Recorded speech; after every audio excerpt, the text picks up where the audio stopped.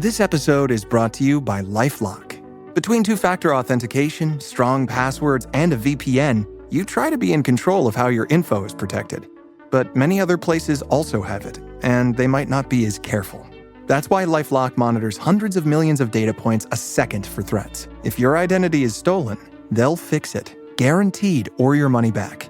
Save up to 40% your first year. Visit LifeLock.com/podcast for 40% off. Terms apply.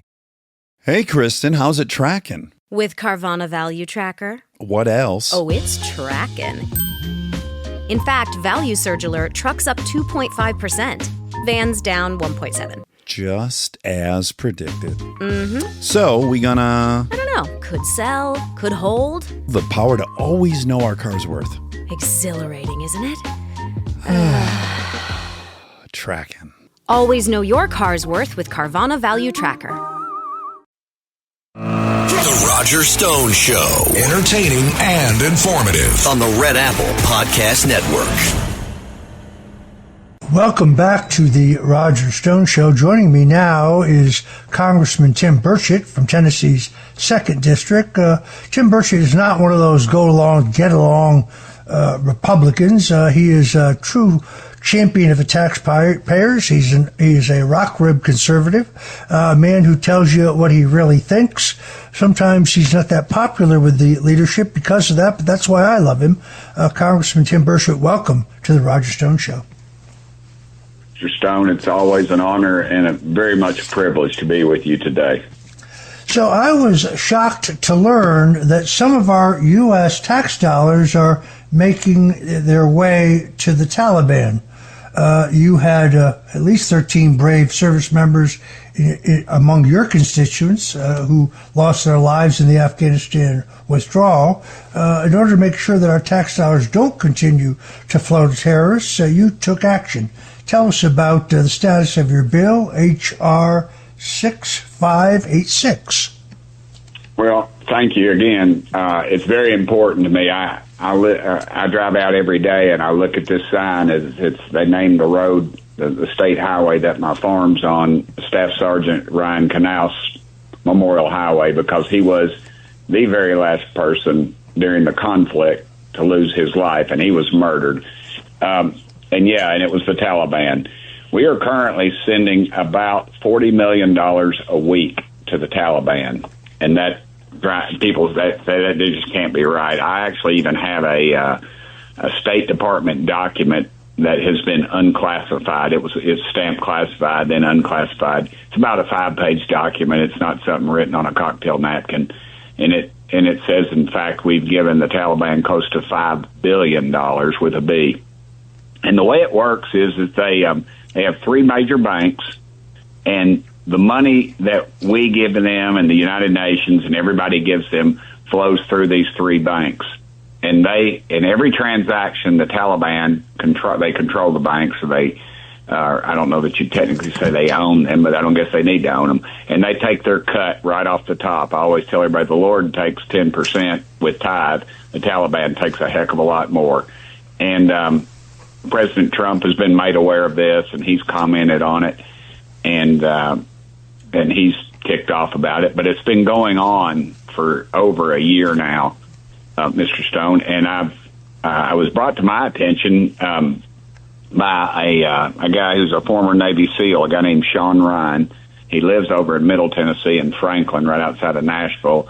And I was on his podcast, which apparently is very popular. I'm not a podcast guy. I don't know how to even find them on the computer, but he had a guy on there named Legend, and he goes by the name Legend. He was an Afghan that fought on our side, and he goes by that name Legend because he, in fact, has a hit out on his life, of course. And he lives here, and he travels in and around the world, and I know him very well, and he's a very patriotic man. He loves America, which is great. And he helped us uncover this information. And since then, we've had other people in government have disclosed it and have found out about it. And now we've and the NGOs get a chunk of this money, the non-government organizations. And people would be shocked to know that close to 1,000 NGOs are now operating in Afghanistan. 1,000, if you can imagine that. Now, Elon Musk told us that in a closed-door meeting, there was a half a dozen, myself, Marjorie Taylor Greene, and several others. But he basically told us the way these NGOs work is some billionaire will put $1 million in some fund with some, feed the starving children fund. And then the government will literally throw money to the point of billions of dollars into these accounts. And where does that money go? I guarantee you the $10 million we're sending for that are in some of this USAID stuff for circumcisions, although granted they're voluntary, I guarantee they're not going to circumcisions. And the money, according to Elon, was that it flows back to Washington. And this makes a lot of sense because the dark money campaigns, as you're very much aware of, I'm sure, it flows into them. But he stated that he thinks it's actually going into the pockets of congressmen to the point of the ranking member of the committee fought the bill because it removed the funding to these NGOs in Afghanistan. And it went to a voice vote. They didn't want to vote it. Their members had raised Cain. They didn't want to be on the record on it. But the voice vote was clearly partisan. 100% Democrats voted against it, and 100% of the Republicans voted for the bill. So it is a very crooked situation. And if Tim Burchett can find $40 million flowing to the Taliban in Afghanistan, multiply that over our world. The numbers are astronomical, actually, that we're funding people that are enemies, and they'll hate us. They'll hate us for free. We don't need to be funding them. So that's where the bill is. Steve Scalise told me last week it's going to come up next week, finally. But here's what really worries me about it, is that we've waited so long, and they know we're coming at them. Have they figured out another way to move the money around? So my bill, in fact, stops it and provides for documentation and other things that they have to, where the money is going, and we have some stop gaps in there to prove that if it doesn't go there, the money stops. So it's just ridiculous. It is just totally ridiculous, and it should make every red-blooded American completely ticked off, even if you're a liberal. This money should not be going overseas to these people. It's actually mind-blowing. I mean, when I first read it, I said, this can't possibly be right. But when I looked into the details, you're absolutely right. And I do suspect, I think Tulsi Gabbard has discussed this, that there have been a number of members of Congress referred to the Justice Department for flows from offshore going into their bank accounts. I'm very anxious to see who that is. It is outrageous. I guess the only thing that's more outrageous about the fact this is happening is the fact that the Congress has done nothing to date to stop it. And it has taken them so long. Tim, at this point, what is your reading on the big, beautiful bill and its future? I think it's going. I think we're going to get something passed. I think that the Senate. We had to get the bill out of the House. We've had, the SALT folks that are up there in your neck of the woods, and the folks down here. We don't like it, but it was something. But we needed to get the bill passed. I think overall it was a good move. The bill. I'm a fiscal hawk. I don't like spending more money than we're taking in. I sure don't like borrowing money to spend. But the reality is, if you got a train running at you and it needs to be going the opposite direction, you've got to slow it down. You've got to stop it. And that's what this bill does. Case in point, under Joe Biden, the last 4 years, every 100 days, we ran up $1 trillion. And now you're hearing the Democrats say in debt. Now you're hearing the Democrats say over the next 3 years, or over the next 10 years, it's going to increase our debt by $3 trillion. So the reality is we are stopping the rate of growth at an incredible rate. And although it's still growing, it's not growing at the rate it was. And the other thing is the CBO, the Congressional Budget Office.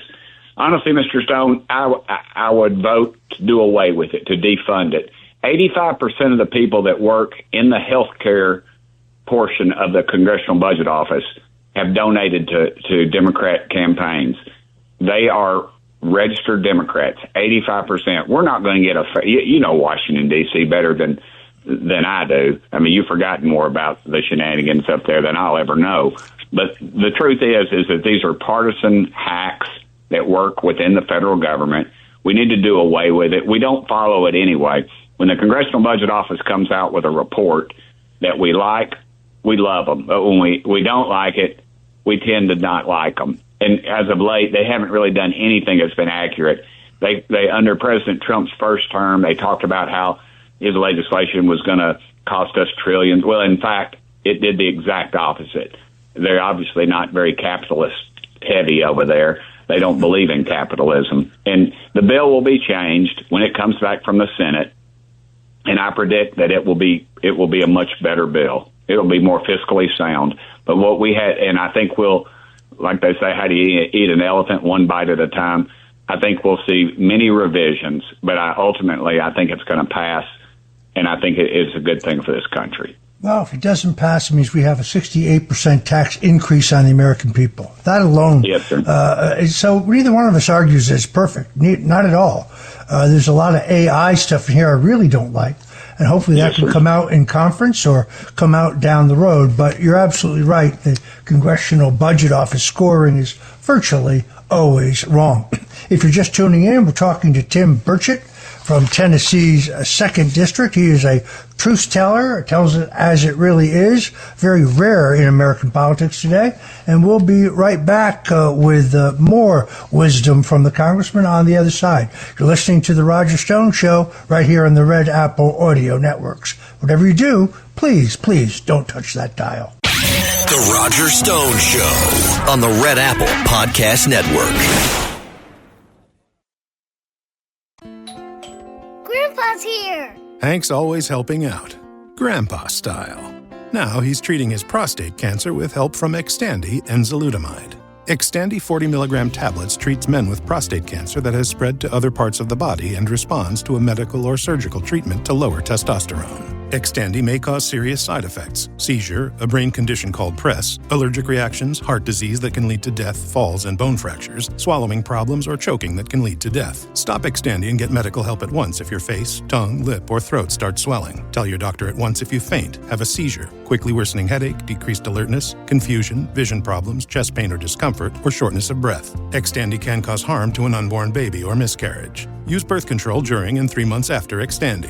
Common side effects include muscle and joint pain, feeling unusually tired, hot flashes, constipation, less appetite, diarrhea, high blood pressure, bleeding, falls, fractures, and headache. Talk to your doctor and visit Xtandi.com. Hi, this is Joe from Vanta. In today's digital world, compliance regulations are changing constantly, and earning customer trust has never mattered more.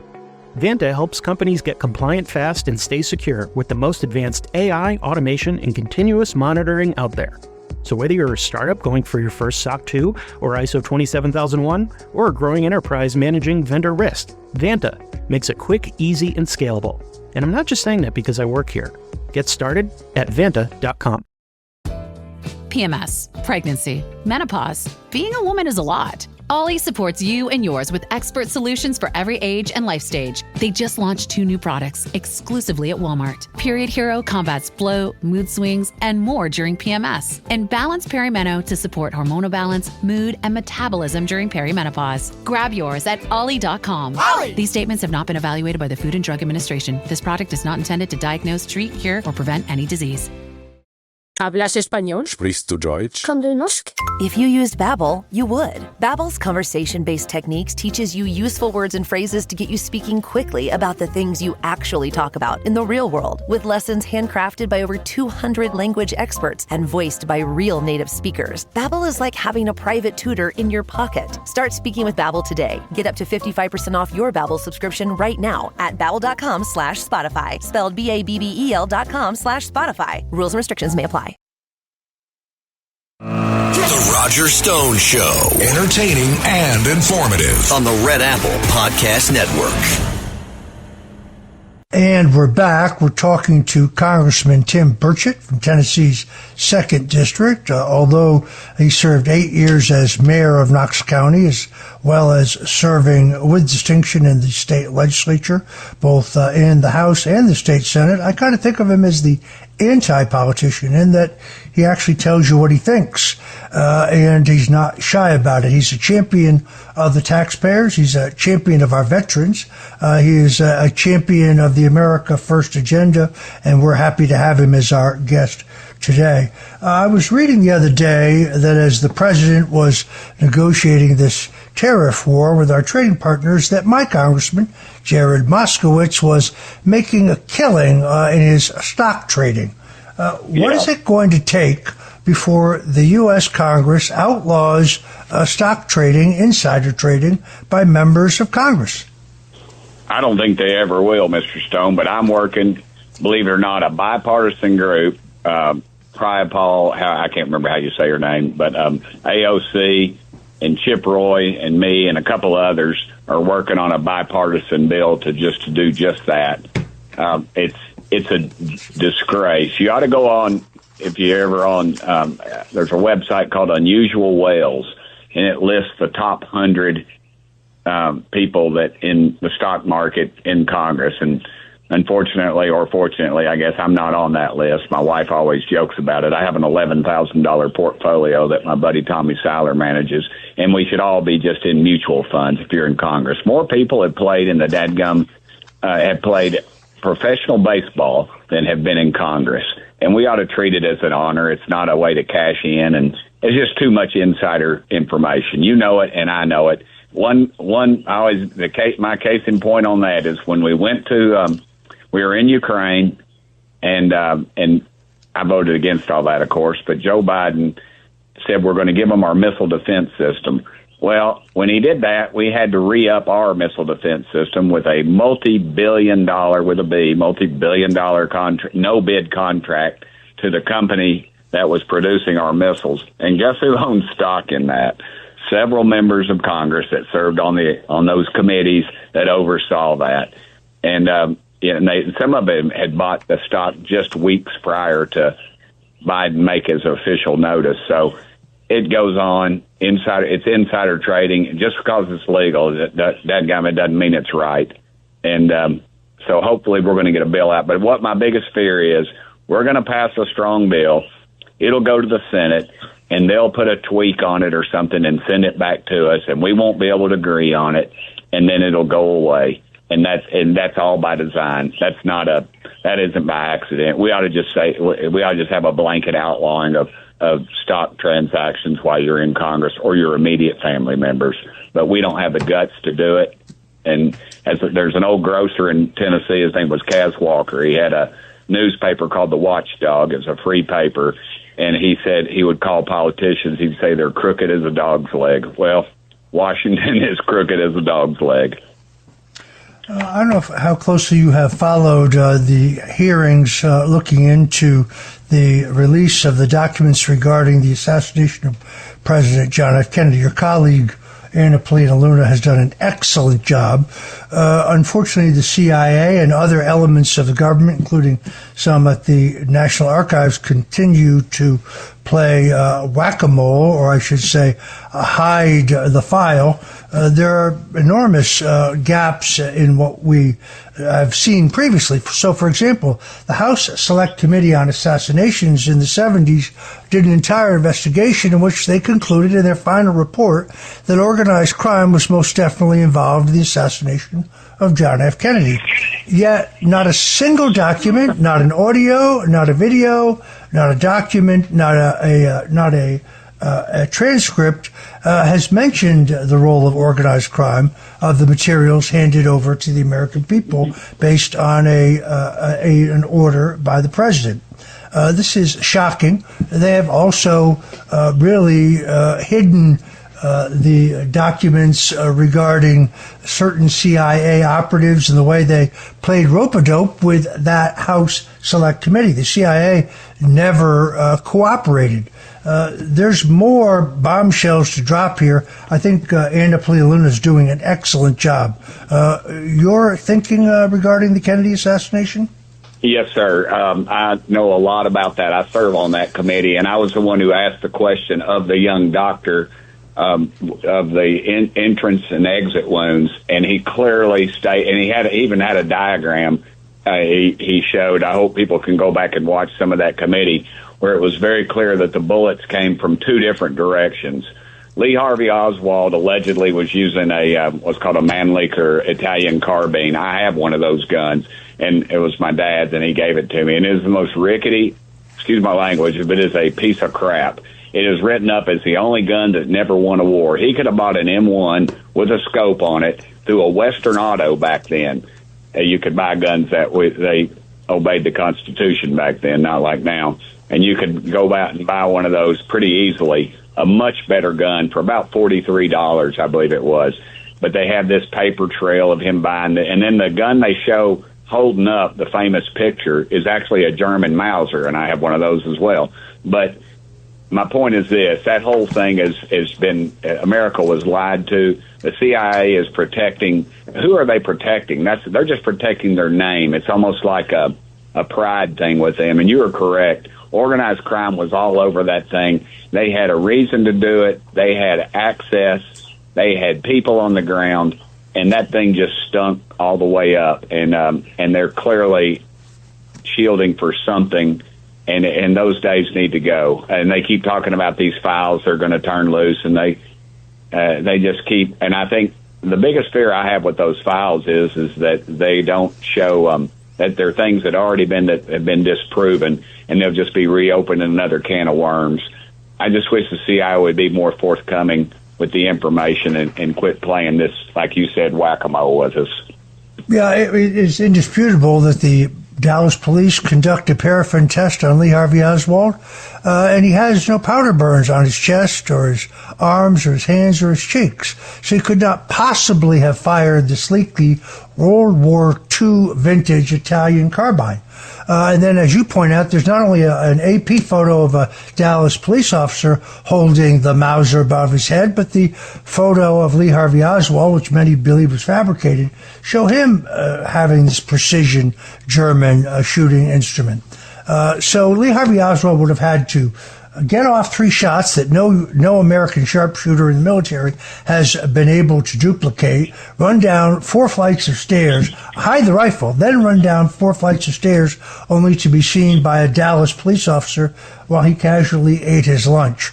The man who shot from the 6th floor is Malcolm Mac Wallace. He left his fingerprints on the windowsills and on the cardboard boxes, the so-called crow's nest. You can check out my book, The Man Who Killed Kennedy, The Case Against LBJ. It was a conspiracy that involved the CIA, organized crime, big Texas oil, but cui bono. Who benefits? All right. I want to thank our good friend, Congressman Tim Burchett from Tennessee's 2nd District for joining us.